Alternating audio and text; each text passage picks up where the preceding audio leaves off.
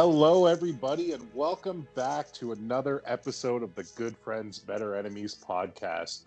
As always, I am Tyrone, and I am joined by the wonderful, great co-host. I guess Santa didn't listen to my wish of having a new one, but Jay, you're still here, aren't you? Oh, it's too bad. I was about to lead in with like my best Troy McClure impression, but I guess that's not going to work.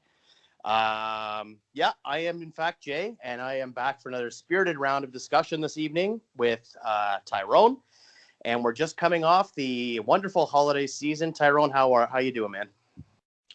Oh, I'm still in a bit of a food coma, but that'll happen probably for the next week or two with all the leftovers that we always end up having.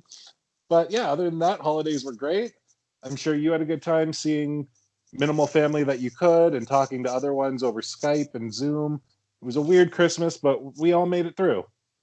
Absolutely, yeah. And I'm kind of in the festive spirit still. It's not really, we're sort of dead in the middle of the holidays right now, so it's not over by any stretch for me yet. And I also kind of, just as a quick sidebar, I saw something kind of interesting online.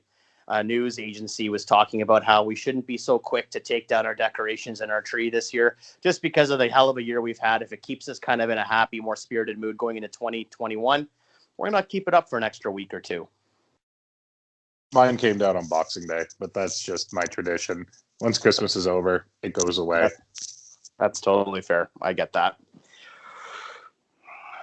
Well, now that we've got the pleasantries out of the way, we know we each had a happy holiday. Let's get on to the business at hand.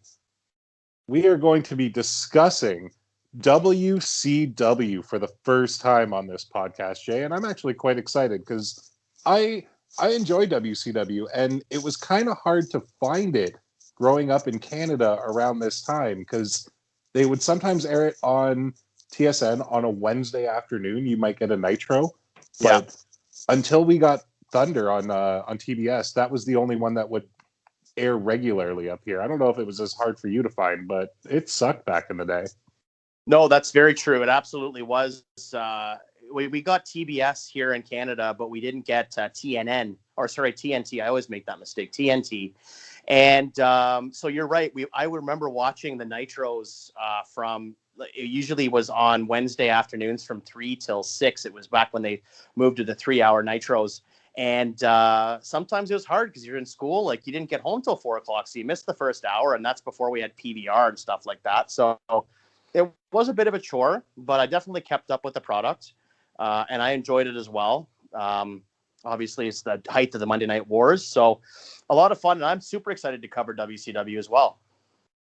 Yeah, for our younger listeners, back then, before PVRs and smartphones and smart TVs and just being able to push a button to watch whatever you want, we had to set these things called VCRs and put in a VHS cassette player, a VHS cassette tape, and hope that it all worked out and that your parents didn't accidentally screw it up, and then you would lose the first hour, and then there would be crying and yelling and tantrums, or at least there was in my household.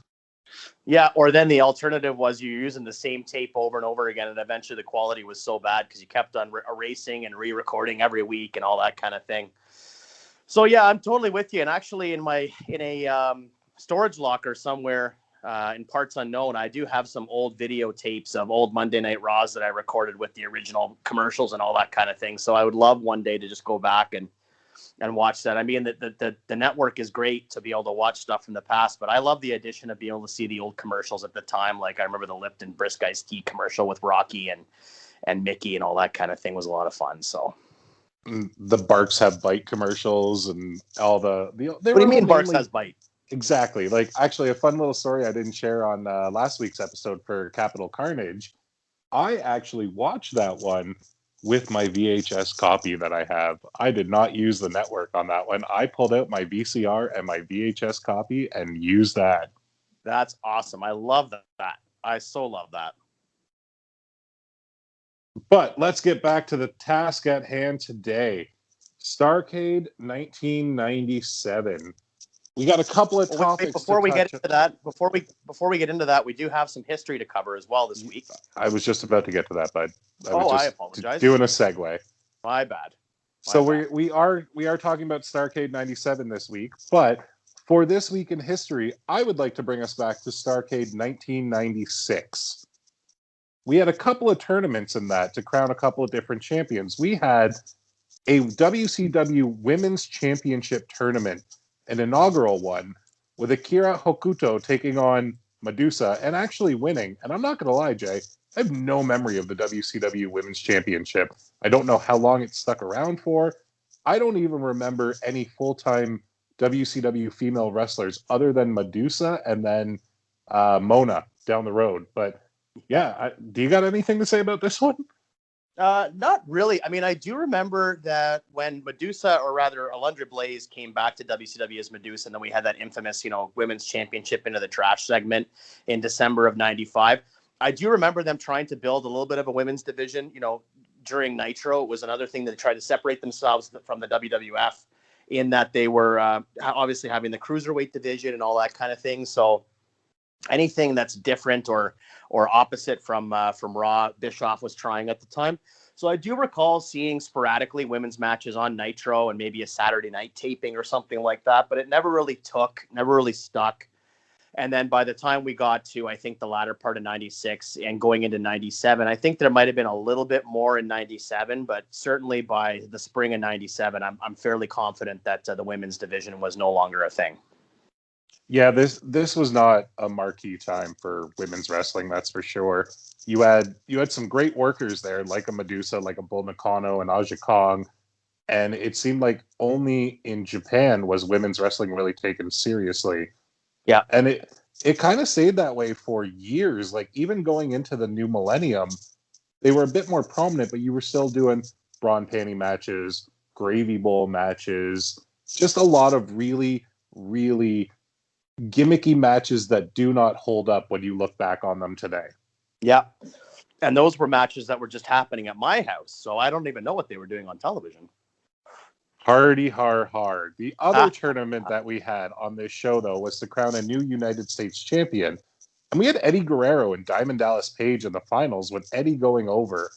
And I mean, I just want to break one thing down for you here. Listen to who Eddie Guerrero beat in this tournament. First, he knocked off Conan, then Chris Benoit, then DDP. That is some star power right there to have Eddie go over on. They must have seen something in him in 96 that we all had seen already, but it's good to see that he was finally getting his due.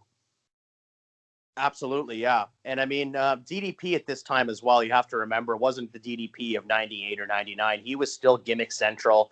I mean, if they sold it as a decorative element at a dollar store, he was probably wearing it.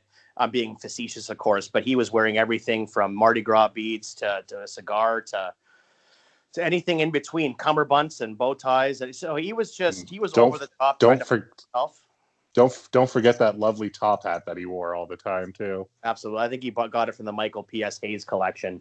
But no, I'm right there with you. I mean, Eddie Guerrero getting that kind of attention was great. I do recall in 96 as well that Eddie Guerrero had a phenomenal match with Ric Flair at the, I think it was Road Wild. Maybe it was still Hog Wild at that time, but they had a pretty spirited match there as well. So, yeah, I think it's great that you're bringing this up, and it's a great moment in history, and certainly would foreshadow things to come with Eddie Guerrero. Well, what do you got for us this week, bud? I'm done with Starrcade 96. Do you want to touch on anything else here? Well, I'll touch on Starrcade 98, actually, because it's timely as well. I mean, we talked about in a previous episode how it looks as though Goldberg will be having a match with Roman Reigns at some point in the next 6 months.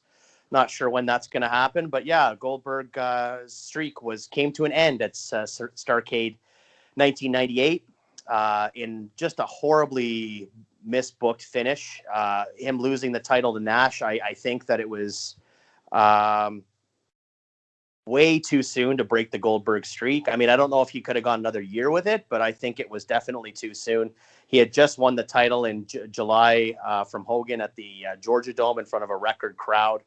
So I definitely thought the momentum was there, and I think they just completely killed all the momentum that Goldberg had going into 99, having him do the job to Nash, and especially the way they did it with that cattle prod and all that kind of stuff. There was some other great matches on that card. It was a very decent card. It was at the height of the popularity of WCW. But as we're going to talk about today with Starrcade 97, I think that at this point in 98, we had already sort of, the bloom was off the rose in terms of the booking. It was way too convoluted at this time. Whereas in '97, I think that there was still some degree of coherence in the booking. It all made sense for the most part. So yeah, that's what I have for '98. I mean, it's a very, very important moment in history, and I think that coupled with some other events that happened within a fairly small time frame were actually the catalysts for WCW's ultimate demise. It's kind of crazy to think back of Bill Goldberg was really the superstar that WCW built in the power plant and pushed and attached that rocket ship to.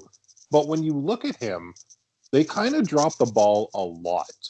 Like having him beat Hogan in the Georgia Dome on free TV was stupid. That should have been a pay-per-view main event down the line. Like, I get why they were doing it. They wanted to win the ratings war. It was a different time. But can you imagine the buy rate on that pay-per-view?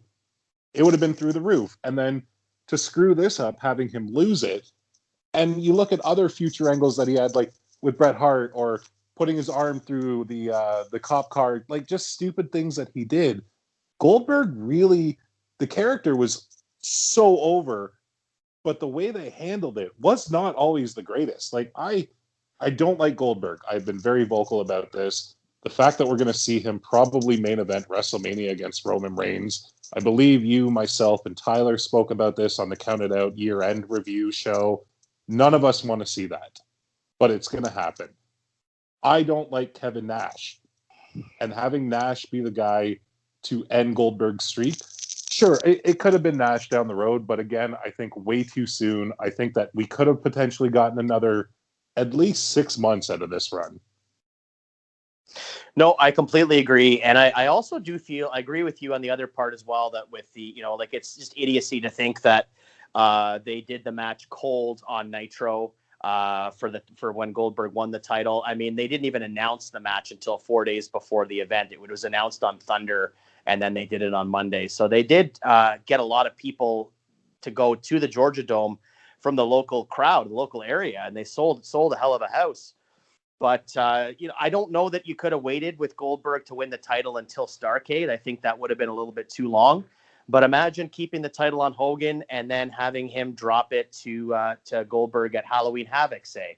I mean, Halloween Havoc, to hear Eric Bischoff tell it, was his number one event of the year. I mean, Starrcade maybe, and to a degree, had lost some of its luster, some of its reverence. So to have Goldberg, say, win over Hogan at Halloween Havoc and then build to that match over a period of like 3-4 months, him just continually going through NWO guy after NWO guy until he finally gets to Hogan would have been a much better story to tell.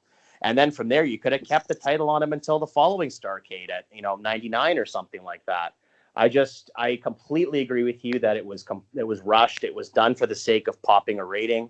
And had they waited, they probably could have had an actual pay-per-view sell out, the Georgia Dome or the Sky Dome or something like that, Hoosier Dome, who knows, somewhere, the Alamo Dome, somewhere. They could have moved, say, Halloween Havoc from its traditional Las Vegas spot to an actual domed stadium and done huge numbers. It's funny that you bring up Halloween Havoc, because when I think WCW pay-per-views, Starrcade's not the first one that comes to my mind. It's always Halloween Havoc and the Great American Bash. Those are the two that I think of. I mean, there were some cool concepts where you had Bash at the Beach, where they actually did it on the beach, or Road Wild, Hog Wild, depending on the year, and they were out in Sturgis at the biker rally. Those were all really cool concepts. How much money they made, I can't see how you charge tickets to go to a beach. Do you know what I mean? The same thing with Sturgis. Yeah, like they were great concepts, but in the long run, they probably did not help the financial issues of WCW. Well, and to get in the weeds with that, like so much of the revenue that came from pay-per-view and things of that nature went to Turner Home Entertainment as opposed to WCW. So a lot of their profits weren't even going back in their own pocket, their division of the company. They were going into a subsidiary, a different wing of the company, which is Turner Home Entertainment, which did a lot of VHS releases and things of that nature. So I think maybe at a certain point there was a disconnect there as well. But I think suffice it to say that the booking became a little bit too convoluted in '98 to the point where had you done things a little bit differently, we might be talking about things much differently. I don't want to play revisionist history too much here, but had you had Goldberg win the title in a much more grandiose fashion, I mean, don't get me wrong, it's a great moment in time now. It's an incredible soundbite, incredible video clip to harken back to. But had you done it in a more, pomp and circumstance, more reverent kind of way, I think we might be talking about Goldberg's run a little bit differently. Truthfully speaking, I think that Goldberg's run was really like the streak. And then once the streak ended, I mean, that's what's kind of held him in history with such high esteem. After the streak ended, what did he really do? Not a whole lot. Like he kind of left. Excuse me. He left for a little while, and then he came back. He was part of different stables in like 2000. There were so many stables in WCW 2000 that I don't even know who was a part of every one. I think, if I'm not mistaken, Goldberg was in the Millionaires Club, but yeah. I could be wrong. But that's it. After the streak ended, you don't really think about Goldberg at all. He was just kind of there. It's like how, like for Federation fans, you look at somebody like, who was a flash in the pan champion who held it, and then I guess Jinder Mahal. Like he was kind of big for a little while. I know it's a terrible reference to compare the two, but Jinder Mahal was champion, and then when he lost the championship, what did he do? Yeah, well, Goldberg didn't fall back down the card like Jinder did, but your point is taken. I mean, he was a champion. He was on top. He never really left the main event picture. He was still a main eventer, and I think he probably held the title a couple more times. In fact, I'm sure of it. But I just think that, killing him off in that way, especially with that kind of finish, I don't think anybody truly expected that Goldberg was going to lose the title to Nash. And then when he did, especially with the cattle prod and all that kind of thing, just horrible. I mean, the best thing that came out of that for Goldberg was that he ended up having a feud with Bam Bam Bigelow, which was quite good. I mean, you're not going to do much better in ring than Bam Bam, but unfortunately, when you killed Goldberg's momentum and you cooled his jets, the whole momentum of the company was cooled, because you have to remember as well that in '98, by the time we got to the end of '98, the NWO was so convoluted, so overbooked. There was the NWO Hollywood, Wolfpack, A-Team, B Team, LWO. Like there was so much. I hate to use this word again, but bastardization of the NWO concept that it didn't mean anything anymore. I get what you're saying. I mean, with the NWO, when it first started, it was no doubt in my mind the hottest thing in professional wrestling. You can't even argue that. You can't. And probably for a solid year, it stayed that way. When they broke into the Wolfpack and kind of the original Wolfpack of Savage, Nash, Luger, Sting, Conan, that was great to me, because they were kind of like the renegade NWO that were tired of Hollywood Hogan's bullshit, and they were going to go do their own thing, and they were like the good guys. You know what I mean? Versus it was a heel versus babyface dynamic.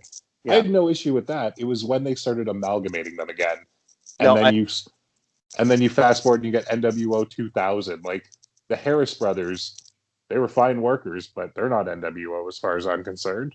No, I agree 100%. I think that I'm with you on that as well. Like I think that breaking up the NWO into two separate entities like that, I was fine with that. You still had me on board. I understood you had the face versus the heel versions, and there was like infighting, and it was a wrinkle that kind of made sense after years of them being together to have some eventual discontinuity in the faction. It made a lot of sense. But then when we started breaking off, and then you had NWO B Team and NW, like it was just too much. So at that point, like I think, in the spring of '98, we were still on track. By the time we get past, Leno main eventing the Road Wild pay-per-view with Hogan, and that famous screenshot or that famous photo of Leno having Hogan in an armbar, like at that point, we're off the rails. I have no problem with somebody like a Jay Leno being involved, even in the main event of a major pay-per-view. But yeah, don't have him in the ring with arguably the biggest icon in professional wrestling history, Hulk Hogan, and actually putting a move on him. The only thing I can attribute that to is WrestleMania 30. Help me out here. Ronda Rousey debut. 34, 4. Yeah, like when Stephanie McMahon was genuinely having a competitive match with her, that's not a thing. That should not have happened. We all know that Ronda Rousey would just destroy a woman like Stephanie McMahon. Not to take anything away from her, but it's Ronda freaking Rousey. And this See, is Hulk Hogan and Jay Leno. yeah, see, I look at it a little bit differently only because I think that the way they set up the match, it made sense in a way. Like they told the story in a way that it kind of made sense that Stephanie got a few licks and it didn't last long. I think that it was okay to do a little bit of that just based on the way they had booked around it to give Stephanie the advantage. Again, it didn't last long. Whereas with Hogan and Leno, like you have like Leno holding that armbar for like an obscene amount of time just to get those photos from every news outlet that was around ringside. So they're two different balls of wax in my mind, but I could be off base. I mean, but you, at least from a publicity standpoint, it made sense to have Leno do that to Hogan. That's the only positive in that. No, it made sense, but it was also, you have to look at the time frame. Like to me, I feel like in '98, Leno being in a match with Hogan was probably more newsworthy than Ronda Rousey being in a match with anybody in 2018. Just because of the way that we were in the world, like we didn't have social media, we had to read the newspaper, we had to watch the news. So it was a much different kind of, we weren't getting thrown as much information as quickly. So I think that whereas the Ronda Rousey stuff might have been newsworthy to an extent, it was probably buried in the shuffle pretty quick in the news cycle. Whereas with the Leno stuff, it was front page material for at least a day. I agree with you. And it's also, you got to look at like Jay Leno is not an athlete. He never claimed to be an athlete. He's a talk show host. Right. And he's thrust into this professional sport. Whereas Ronda Rousey kind of got looked at as somebody who came from a legit fighting background, and she was going to the scripted, predetermined, like, you know what, we all know how MMA fighter fans look at pro wrestling. For the most part, it's looked down on, and it almost looked like a step backwards for her. Yeah. I don't think it was at all. I think it was a perfect fit, but I think so too. And it's not lost on me that she was teaming up with the first ever real athlete in World Wrestling Federation history. So, I know, it was done so perfectly. Yeah. All right. Well, anyway, I think are we done with this week in history? Are we moving on to the show now? Yeah. I mean, there's one more thing I just want to quickly touch on, and it is, kind of timely because of what's happening at this time frame in 1997, which is Bret Hart. The screw job thing. We've already covered that in the archives at the Good Friends Better Enemies podcast under the Counted Out YouTube page. But I think it's important to touch on it just because Bret is coming in. I'm definitely going to touch on that later on in our card and our booking, but I just think I understand you're not the biggest Bret Hart fan in the world, but you do have to agree that his handling of coming into WCW was it was botched and snake bit from the start. Like, it was horrible the way they brought him in. Oh, I can't argue that at all. Like, as much as I'm not a big Bret Hart fan, I can't argue with the fact that, especially in the 90s, Bret Hart was one of the biggest wrestlers ever. Like, most popular, talented, everything that he could have done, he did. And for them to finally get him and treat him the way that they did was complete and utter bullshit. Well, not only that though, but specifically to the screw job. Like, I mean, you have the hottest thing it's reaching mainstream attention because this is a real thing that's happened in the scripted world of professional wrestling. And to wait that long to bring him onto the show, and then to have him be a special guest referee, like, it's just like you have lightning in a bottle and you open the bottle, let the lightning fly out, and then you fill it up with manure. Oh, absolutely. Like, it's Bret Hart. He should have been thrust right into the main event picture. They could have played off the screw job. They could have made it seem like you had Nash and Hall down there. You could have played it off that Shawn was in cahoots with them, and it was just turning into this whole thing. Like, it's 98 wrestling, 97 wrestling. Let's have some fun with this. The internet was still in its infancy. Not everybody knew anything. They had so many opportunities, and just like they did with Bill Goldberg that we talked about before, they blew so many of them. Yep, I completely agree with you. So I think it was important just to touch on that briefly. I'm going to get into some more spirited discussion about it later on while we go through this card. But with that being said, do you want to go ahead and start telling us a little bit about Starrcade 97, buddy?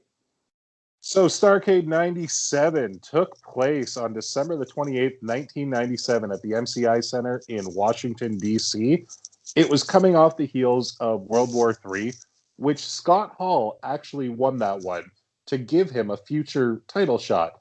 You know who's not on this event at all, Jay? Who's that? Scott Hall. Yeah, I know. Yes, I noticed that. He's all over it in terms of like promos and things like that, But you would think he would be in the main event. I get we had a bigger main event, and Scott Hall did get his title match down the line. It did happen, but again, this just goes to WCW booking. It's like, yeah, we'll give you a title shot, but we're not saying when. We're also coming off, as Jay said, the heels of the Montreal Screwjob, bringing in Bret the Hitman Hart. As Jay already alluded to, Bret Hart is a special guest referee in this, and not even for a good match in any way, shape, or form, which I'm sure we'll get to. But Jay, I don't know if you want to do things a little differently today. I feel like you probably tore this one apart for the most part.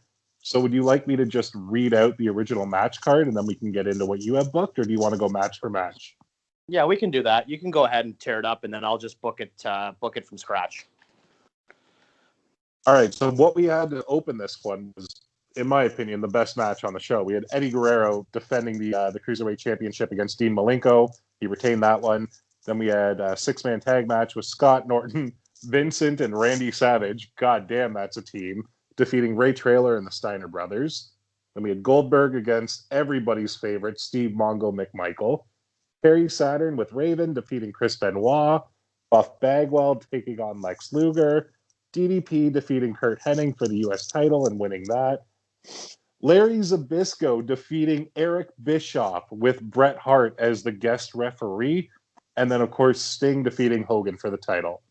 So, Jay, without further ado, why don't you bring us on with the brand new and improved WCW Starrcade 97? Okie dokie. Well, the first thing I'd like to do is I'm going to steal a page from your book, and I'm going to replace Dusty Rhodes with Bobby Heenan. Dusty Rhodes, nothing against him, but not my favorite commentator in the world.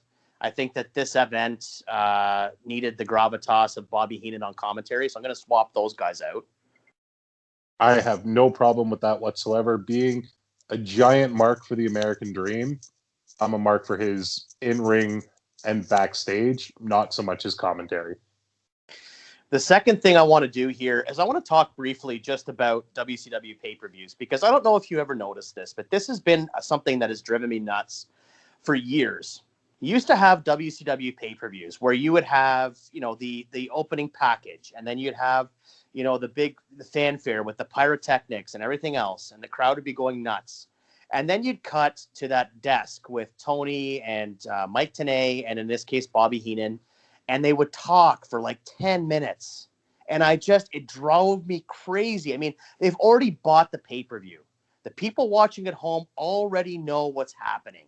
You don't need to run through every little thing. To me, it's like it kills the live crowd because you have them talking, maybe not 10 minutes, but a solid 5 to 8. And then by the time somebody's entrance music hits, the crowd, they're exhausted from cheering at the opening of the show. It drove me nuts when you watched. Yeah, it wasn't a great thing. And not only did they do that, but then half the time they would do the commentator for 5 to 7 minutes. Then you'd throw to Mean Gene to do an interview in the entranceway, hotline plug interview. Then they would throw back to the commentators. And there were a couple of pay-per-views where it was like 15 to 20 minutes before we even got a match. That's my point. And they've already bought the pay-per-view. Like, it's 97. You've already spent your $30. So why are you don't need to run me down the card. I already bought it. It makes you wonder why all of a sudden there was I can't remember which event it was, but I know the main event was DDP and I believe Goldberg. And we didn't get we didn't get the match though, because the pay-per-view ran out of time. Maybe if they had scrapped that whole goddamn gimmick, we would have had a perfect pay-per-view.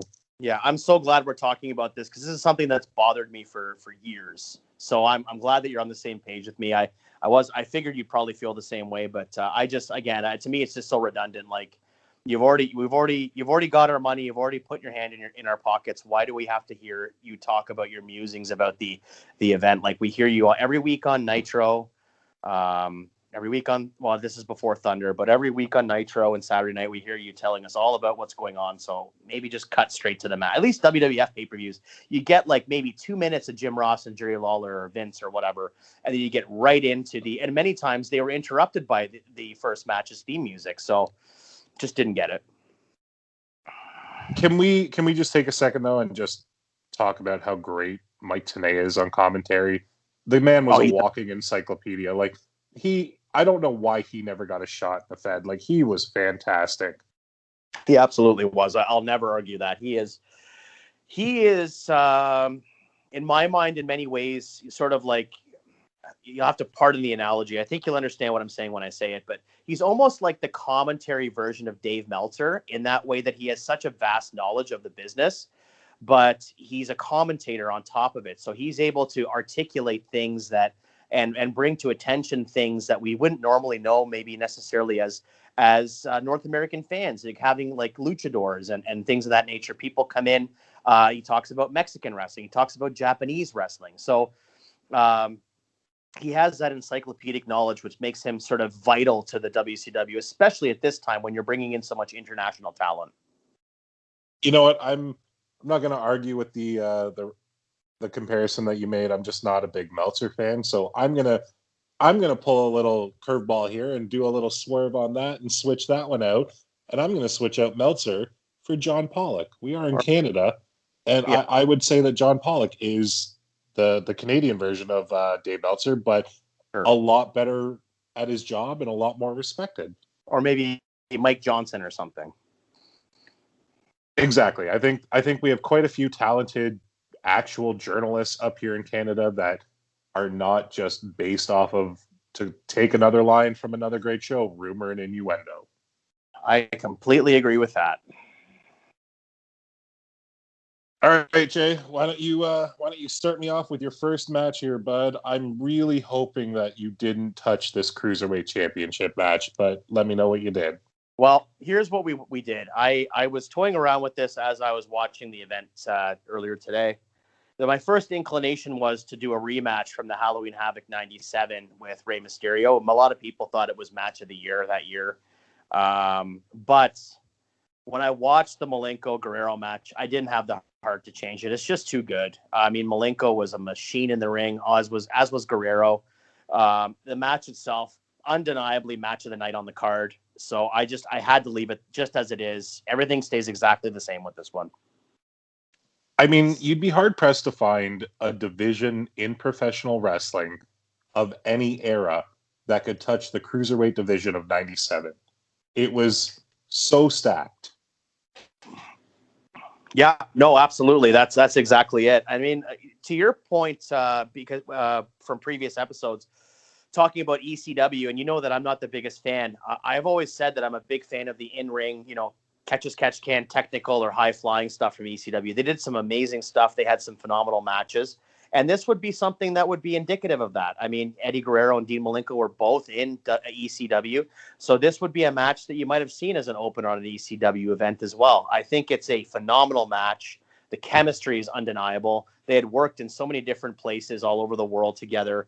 And it's obvious by watching this match. It's seamless and it's riveting stuff to watch. I just loved it. Yeah, can't agree better. I mean, they were good friends, and they always say that you work with your friends the best. You also hit them harder because you trust them and you know you have everybody's best interest at heart there. Kind of like us. Yeah, kind of. I mean, I guess we're more. I would say we're more like the Quebecers than Eddie Guerrero and Dean Malenko, though. As long as it's Quebecers 98, because I preferred their theme music. As long as I can wear that sweet eye patch, then you got a deal, bud. All yours, pal. All yours. All right, my friend, why don't you take us to the next one and tell me how the hell you dealt with this 6-man tag match? This 6-man tag match no longer exists in my world. We are actually going to do a preface this triangle tag team championship match. Now in WCW, they were called triangle matches. In WWF, they were called triple threat matches. This one is going to be the champions, the Steiner brothers, with Ted DiBiase. And they are going to be challenged by Scott Hall and Kevin Nash, as well as Lex Luger and Diamond Dallas Page. That's a lot of star power in this match. I'm not upset at it. I mean, there was no tag team title match on this pay-per-view, so I'm all about getting the gold on the show. The weird thing about this one to me, and something that I tend to forget, is that Ted DiBiase managed the Steiner brothers. Yeah. It just seems so bizarre that 4 years prior, he was facing the Steiner brothers and having a huge feud with them for the WWF tag team titles, and now here he is managing them. I don't know. It's weird, but I like this match, Jay. Tell me how, break it down for me. What do we got? Well, what I have here is I just wanted to preface this because some people might be thinking, well, why is there two WCW teams going up against each other with the NWO? I kind of looked at the Steiners at this time as a kind of an entity into themselves. They were WCW and they were team players with WCW, but they weren't waving the gold and purple of the WCW flag. So I think that having them kind of be loners to an extent with Ted DiBiase, then you have Lex Luger and DDP, who have been very, very instrumental, or rather ingrained with the NWO feud. I thought was quite good. Scott Hall and Kevin Nash obviously are going to go in there and do their thing. I'm actually going to have the Steiners retain by taking a quick pinfall on Lex Luger. So what's going to happen here is that the NWO gets untouched in terms of their heat. They're not going to take a loss here. And it's actually going to create a little bit of dissension going forward with the WCW camp, because now you have the Steiners who have taken the pinfall on Lex Luger, and they're all pissed off because they didn't try to team up together as 4 people against 2. I like this booking. I'm not going to lie. You did good, considering when you said Lex Luger and DDP as a team. That is one team I don't ever want to see together. I think DDP has tons of charisma. I've never thought his in-ring was great. And as far as Lex Luger is concerned, he just sucks. Well, the way I looked at it here as well is, I mean, not to dismiss what we talked about with Halloween Havoc earlier. I think that in a lot of ways, back still in 97, Starrcade still had that cachet. You know, a couple of years later, it wouldn't really mean nearly as much. But in 97, I felt like it was still the marquee pay-per-view. So I think you want to get as much star power on it as you can. And I think putting Lex Luger and DDP on this kind of makes sense. Yeah, I can't argue with your reasoning. It's just, like I said, that's not a team that I ever want to see. I agree. With the Steiner brothers and you saying that they're kind of their own entity, yeah, I completely agree with you on that. They are hands down. I'm not going to say they're the best tag team ever, but they're definitely in the top 5. They're in the conversation. They've wrestled all over the world. They have had successful singles careers, successful tag careers, both amateur wrestlers. Like, you really can't talk a lot of shit about the Steiners except for maybe Scott's math problem. Yes. Yeah, no, yeah, I like that. He definitely, yeah, he wasn't a mathematician, that's for sure. But no, I think you have to, they're legit for sure. And they're also one of those teams that transcended so many eras. Like, they were involved with so many different, like, sort of pivotal moments and eras throughout the business that you have to give them a lot of credit. They're definitely on the top 10 of greatest teams of all time. Absolutely. Well, if you got nothing else to say about that one, Jay, I have one question for you. Who's next? Well, the next match we're going to do is actually the United States Championship match. And I have to preface this point by saying I purely put this match on the card for personal reasons. I just love this match. I love the participants. And it's just purely selfish on my point. I'm doing the champion Kurt Hennig, who was recently a member of the NWO. He had turned on Ric Flair at Fall Brawl 1997, and he's going to defend the U.S. Championship against Ray Traylor. Huh. Okay. I get it. You're going old school. You're going for Federation fans, Mr. Perfect versus the Big Boss Man. They can both work. They're both good hands. I don't know if I would want to watch this one though for the U.S. title in '97. To be perfectly honest with you, Well, I I'm going to I explain my reasoning before you get into it. So my reasoning for this was Ray Traylor had been in the NWO and was sort of excommunicated in the spring of '97, and he was sort of a lone crusader against the NWO here and there. So I kind of felt like there needed to be some kind of definitive, like, kind of opportunity for him to get some revenge, some measure of revenge against against the NWO. So I thought nothing better than to have him go up against Kurt Hennig, who had just turned on WCW and the Four Horsemen to align himself with the NWO. I thought it kind of made sense to have Ray Traylor get his comeuppance, especially after that time frame where he was sort of left in the wind. So for me, it's just tying up storylines and tying up, loose ends in that way.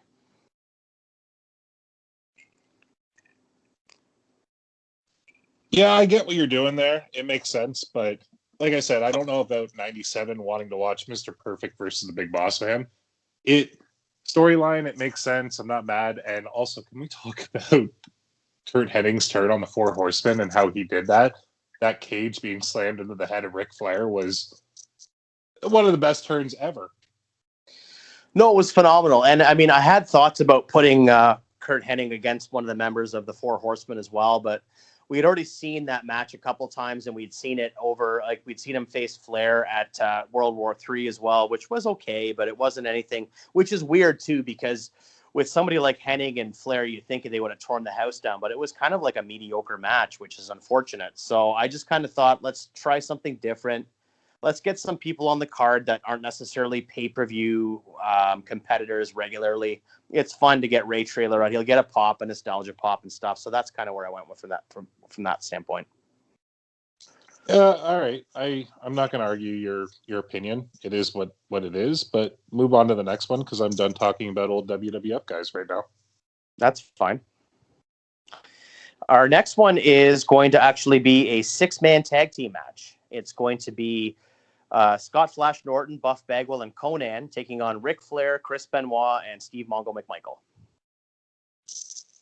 I don't hate this, but also Steve McMichael's in it, so I kind of hate it. So. It's the Horseman gimmick, right? So they were all part of the Horseman at the time. Obviously, Arn was there at ringside, but he couldn't compete. I felt like it was a great way to get Flair on the card. Flair definitely deserved to be on a Starrcade card. I could have come up with a singles match for Flair, but I just kind of felt like this might be a fun thing. He hadn't done a ton of tag team matches on pay-per-views throughout his career, so having him do a 6-man with some of the other members of the Four Horsemen gave him a rub. Gave the other members a rub. And then, of course, you have them going over against these guys. Flair is going to get the W on Bagwell, giving him the figure 4 for the submission. You're going to have Mongo and Norton have a big fist fight, and then Benoit's just going to chop the hell out of Bagwell. It's going to be a fun little match. Flair wasn't doing a whole lot at this point after that swerve from Hennig back in at Fall Brawl, so I felt like it made sense to have him on the card. And again, it's Starrcade, so to me, you kind of had to have Flair on the card. I'm not arguing Flair on the card ever. I love Ric Flair. We've talked about this on previous episodes. I'm going to say that your 6-man combination of NWO members is great. I don't think Scott Norton gets enough love. I think he always gets forgotten when you talk about the NWO. I think Conan is one of the best men on the stick ever. He could also work. He had the lucha style, but he also had the brawler style. Like, he was fantastic. And then, I mean, Buff wasn't great, but Buff was entertaining. So I think this 6-man NWO is fantastic. Well, Buff was super over though. Like, no, he wasn't the greatest worker, but he could talk on the stick. He had a lot of charisma. He was super over as a singles in 98, 99, kind of when he broke away from the NWO. He became a pretty popular babyface. So Yeah, I think this all makes sense. I get what you're saying about McMichael and stuff, but I just couldn't see a way to tag Flair with other people when they're still grasping onto the Four Horsemen at this point. So I think I kind of just like it was either have Flair on the card with these guys or not have him on it at all. That's kind of my mentality. So And I'm just happy that I don't have to talk about a Chris Benoit one-on-one match right now because it's still something that I have a hard time talking about. So I'm that's glad totally glad he's hidden in this, but also can we just take 1 second and give a shout out to whoever runs the greatest Twitter account ever, Mongo and Friends? Oh, I love Mongo and Friends. Here, you know what? I'm actually going to raise my gin and tonic. I don't know what you're drinking over there, but I'm going to raise my gin and tonic to Mongo and Friends. What a fun account. It's kind of like, do you remember? Oh shit! Well, it would have been like 6 to 8 years ago when Cranky Vince was the best Twitter account. I don't remember that one. It was just somebody tweeting in all caps, pretending to be Vince McMahon, and just essentially anything you hear Bruce Pritchard talk about before he went back to the Fed, it's exactly what that Twitter account was. And there were rumors that it was JBL doing it. That's awesome. I love But that. my gods, like a lot of things about Laurinaitis and muscles and baby oil. It was fantastic. Yeah. He's so vascular, pal. All right. Well, I think we pretty much talked all we can about that 6-man. So what do you got next for us? Well, the next one is going to be a little bit more longer of a backstory. So I'm going to get into this right now. We're coming off the heels of the Montreal Screwjob. And the way I booked this is that Bret Hart doesn't wait until December 15th to come to Nitro. Bret Hart is on Nitro on November 10th. It's the closing segment of Nitro, and Bret Hart doesn't have any fanfare or any pyro or any theme music. He just walks out through the entrance. Now, it's kind of the same thing that Scott Hall did in that he just shows up, but he comes through the entrance because everybody already knows that he's signed to the company. Like, smart marks know that he's going to be coming to the company. Like, and I think that based on the publicity from the screw job, like, people basically knew he was going there anyways. I mean, he wrote WCW with his finger in the air in Montreal. So he comes out and he starts cutting a promo. And I have to mention as well that what he's carrying in his hand is one of the monitors from the announce desk at Montreal, the ones that he had destroyed. He's carrying that in his hand. He grabs it. He throws it in the center of the ring, grabs the microphone, and starts cutting a promo on everything that happened to him the night before. And then he says that the reason I'm here in WCW is because I want a piece of Hulk Hogan. He's been ducking me for years. He never, ever gave me the match I wanted. And now I'm here to collect on that debt. And just as you think that Hogan's music is, or the NWO music is going to hit and that Hogan's going to come out, the NWO music does hit, but it's actually Randy Savage that comes out. And Randy Savage says that you want to talk about ducking opponents? You were the WWF champion in 1992, 1993, and 1994. And I was there as a competitor. And I was there waiting for my opportunity to challenge you for the title, and you never gave me a shot. So I want a piece of you, and I want to take you on at Starrcade. And the winner of this match is going to face the winner of Sting versus Hogan.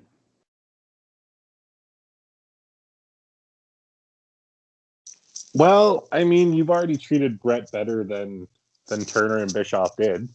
I don't hate this.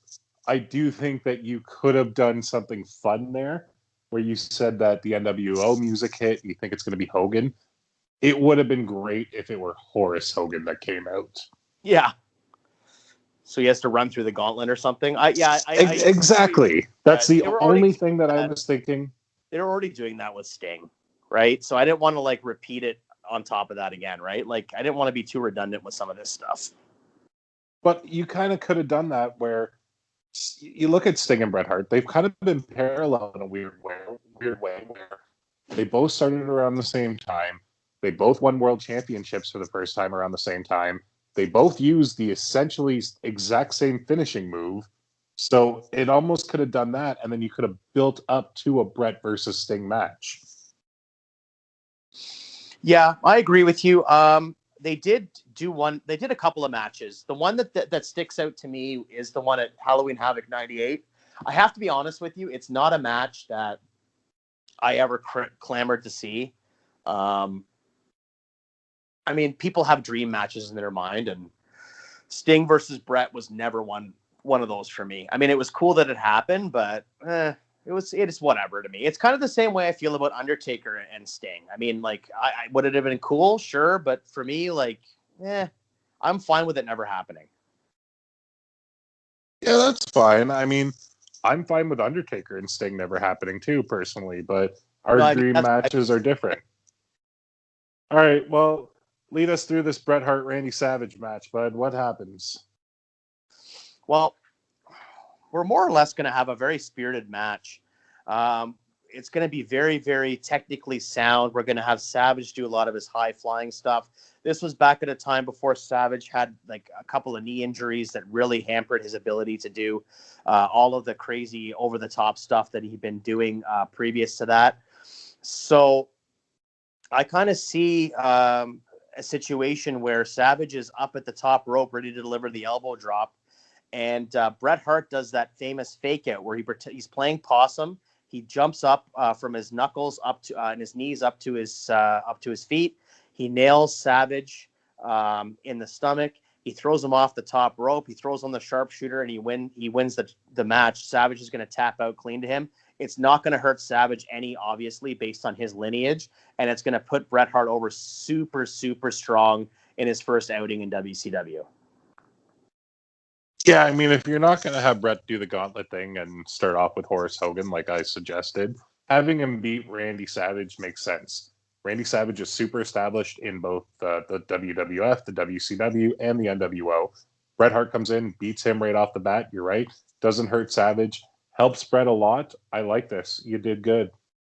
Yeah, I think it makes a lot of sense. So, I mean, that's where I'd go. And then, so the thing is, like, they had this ambiguous thing with Scott Hall as well, like you said or alluded to earlier, that he won World War III and then you didn't know when he's going to get the title shot. So I kind of feel like you have Scott Hall get that title shot at Sold Out. That's where it's established. He's going to get that title shot at Sold Out. And then whomever wins that match is going to go on to Super Brawl and face Bret Hart for the title. That's the way I see it. I'm not mad at this at all, dude. You're doing a lot better than WCW ever did, and I can't believe I'm being so complimentary to you. I must still be on that Christmas high. Maybe so. The next the next match is the main event of the evening, which is Hogan versus Sting. I'm just gonna. Whoa! Hold on. I was waiting for this. Here we go. Why the hell is Raven not on this pay-per-view? Why the hell is Perry Saturn, knowing your love for him, not on this pay-per-view? You completely didn't do the Zbyszko Bischoff match. Like, I get it, it sucked, but that was an angle that was going on, and they should have had something to do with something, whether it be in someone's corner or at least a promo, but we're skipping all of that? What makes you think that the Zbyszko and Bischoff match isn't going to main event the show? I mean, the stakes are pretty high. It's for Nitro. Because if it main events the show, then you're fucked and you need to grow up, because that's absolutely ridiculous. No, listen, I knew you were going to bring this up. I was just kind of faking you out to see if you were paying attention. I took the Bischoff and Zbyszko match out, first of all, because the Bret Hart aspect of it isn't a part of it anymore. And second of all, because I thought it was stupid. It wasn't necessary for the card. I think that for the purposes of this, I think that we're going to take that out altogether. I don't need to see Zbyszko versus Eric Bischoff. It wasn't a very good match. It was the stakes. Yes. The stakes were for Nitro and the control of Nitro. But at the same time, I feel like the stakes were so high already with the 1.5 year long build with Hogan and Sting. You didn't need to add that extra layer of stakes. Like, it was already there. The drama, the uncertainty, the intangibles of what was going to happen in that main event. So for me, I just didn't feel like you needed to have that match. It was filler for me in a lot of ways. I understand that there was a story behind it, but I think that you could just take that entire aspect of the card, that entire angle, and just throw it to the wayside, and it never happened. Okay. Now tell me why Raven's not on the card. The best WCW wrestler ever. No comment, first of all. Second of all, I just feel like I wanted to give more time to some of these other matches. If you look at the run time for the pay-per-view, I believe 2:48, it would have been going to 3 hours would have been the cutoff, as was very much evidenced by Halloween Havoc 1998. They cut off right at the mark. I felt like changing the 6-man tag to a triangle tag team championship match kind of would have eaten some more time. Having Brett versus Savage would have probably been, around the 20-minute mark. And then, of course, having the new 6-man tag with Flair and the rest of the Horsemen versus the NWO, that would have been a longer match as well, just because of the nature of having Flair and the 4 Horsemen in the match. You're not going to just steamroll through that one either. So, and also the other thing, too, is if you watch the event and you watch Hogan versus Sting, it wasn't a long match. It should have been at least another 5, 6, 7 minutes longer. So I just feel as though I was okay with not having Raven on this card. We'll put him on Nitro the next night. So I disagree with the fact that the Hogan Sting match needed to be longer, because a Hogan match should never go past the 10 to 12 minute mark ever. That's my personal opinion. I also, looking at this card right now, do you know what the longest match on the original card was? I'm going to go with 12 minutes.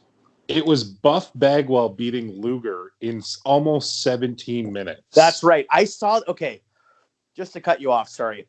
Before I started watching the event earlier today, I looked up the results, and I literally said out loud to myself in my condo, Luger and Bagwell went 17 minutes. Are you fucking kidding me? They went 2.5 minutes longer than Eddie Guerrero and Dean Malenko. That's, yeah. Mm-hmm. All right. Well, the fact that Raven's not on this really hurts my heart. The way I look at Raven in WCW, the way I look at Goldust in WWF, my favorite ever.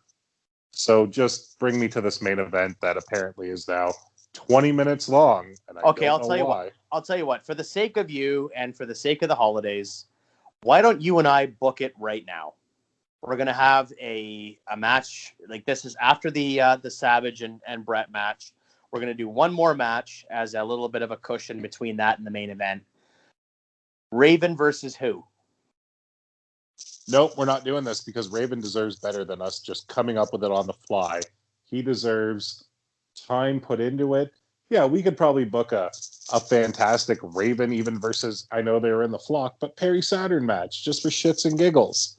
They've torn it down before, but we're not doing this. How about Raven versus Rey Mysterio?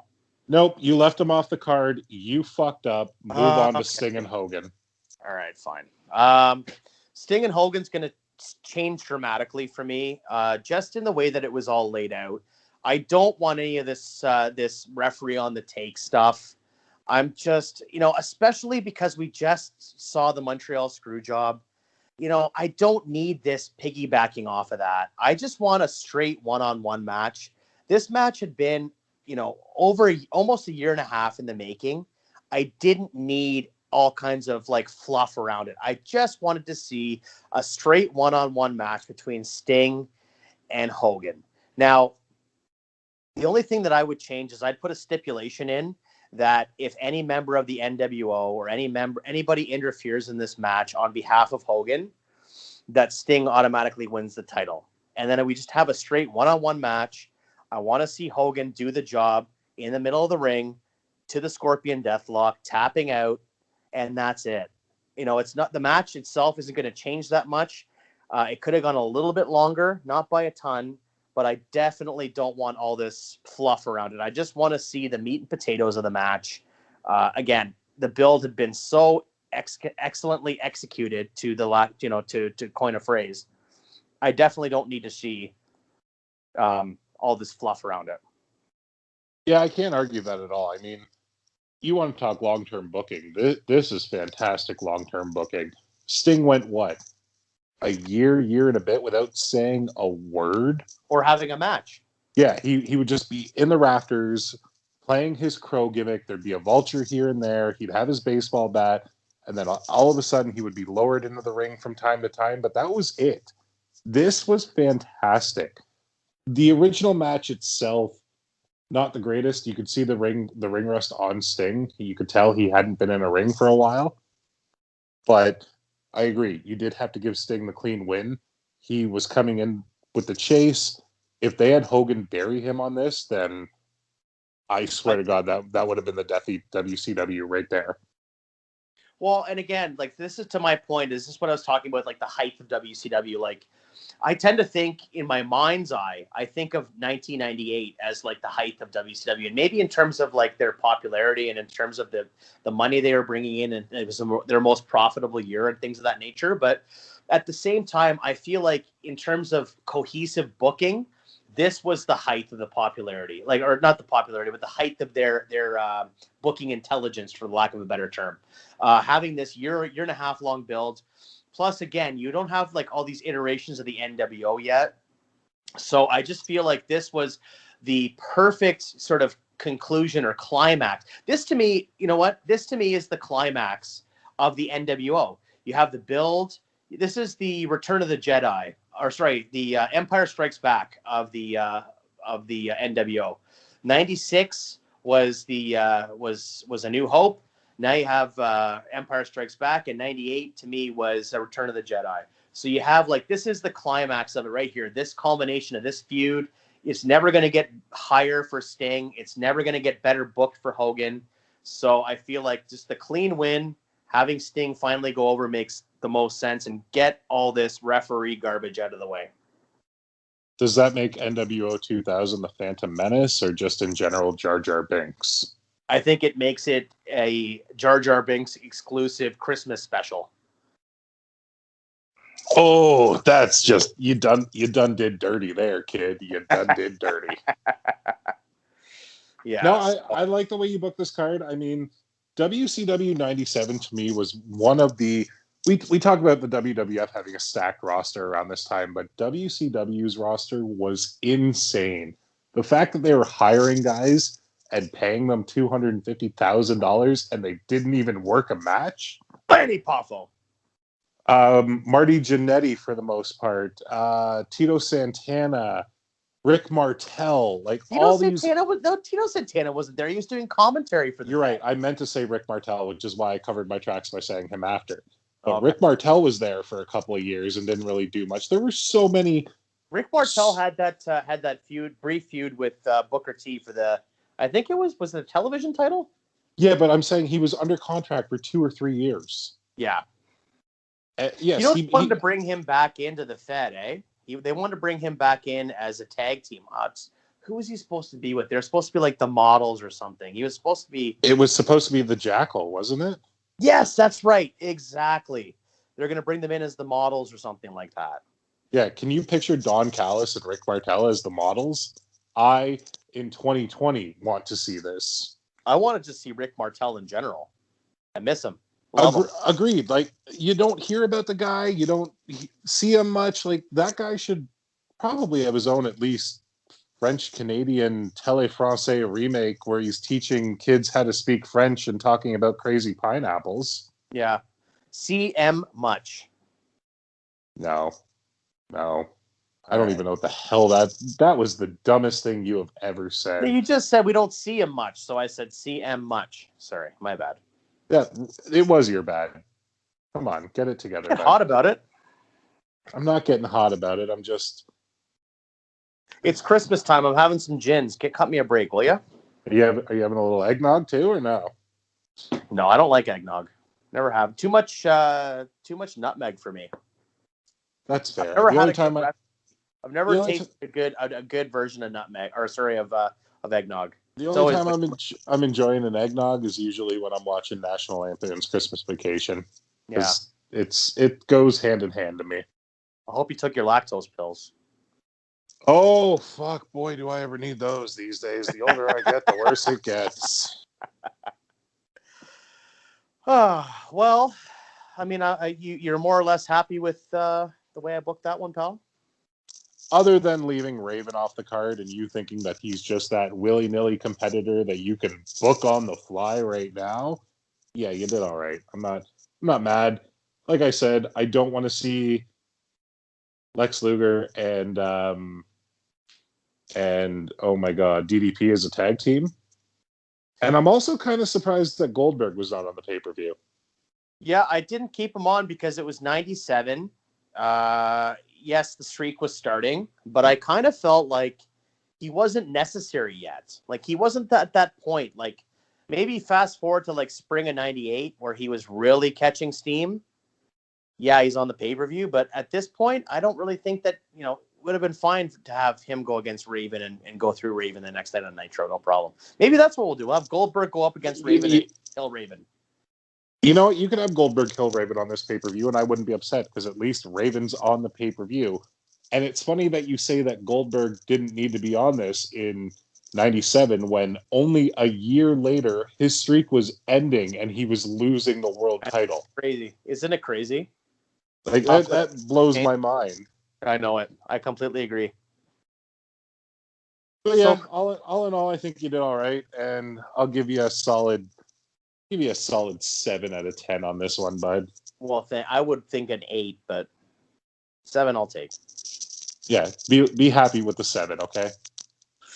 Well, with that being said, next week we're actually going to do something fun, something we've never done before on the Good Friends, Better Enemies podcast. We're actually going to take a break from rebooking an event, and we're going to discuss something completely different. We're not going to tell you what it is. We're going to drop it as a fun bonus. We had a lot of fun recording this one, and I think that suffice to say, it's going to invoke some very, very heated conversations. Sometimes we'll laugh, sometimes we'll cry, sometimes we'll just agree to disagree. But nonetheless, what do you think? Should we keep this as a little of a surprise for the audience, or what? I want to preference this one by saying that I was not looking forward to doing this, and that should be a bit of a hint right there. This is something that Jay wanted to do very badly, and that I was so against. But every now and then you got to throw your friend a bone, and as he wait. as he likes to say, the receipt is coming. I hope you know that the receipt will be coming. I just don't know if I like that phrase, that phraseology that you want to throw your friend a bone. That maybe is not the. Anyways, well, with that being said, Jay, it's going to be. It's going to be 2021 in a couple of days, bud. Open your mind. Yeah. Okay, Jackal. I'll open my mind. I will be the Kurgan to your Jackal. Oh, you missed your chance there. You could have said the Rick Martel to my Jackal. Yeah, but I think I was going back into canon. So I'll be the Rick Martel. I'll be the French Canadian, Quebec City. That's my horrible. I'll be the cult leader that brainwashes all of you. Yeah, you'll be the David Koresh to my Rick Martel. I like that. So there we go. That's perfect. With that being said, ladies and gentlemen, next week's episode is going to be a mystery. Ponder the Mystery. It's one of William Shatner's albums. We'll discuss that at a later date. And for all of our social media content, where do they have to look there, Tyrone? Twitter machine, good_enemies. On the gram, you can find us at good_enemies. And for myself and Tyrone, this has been Starrcade 1997. Next week's episode is going to be a humdinger. We're not going to tell you what it is because you're going to have to wait and see.